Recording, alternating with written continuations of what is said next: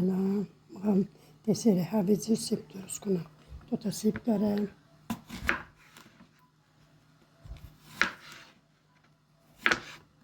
شده نشسته رو میزدم توش، نشسته رو چریختم توش تا آخر باید هم بزنه، هم نزنه گلوم باشه. لذتش همونه. الان میذارم این سرد بشه، میریزم دو قالی. شو ببین، باید اینجوری باشه، باید سرد بشه بریزم تو قالی. یک کوچولو روغن میریزم، روغن ریختم سرد میکنم، میریزم اینجا،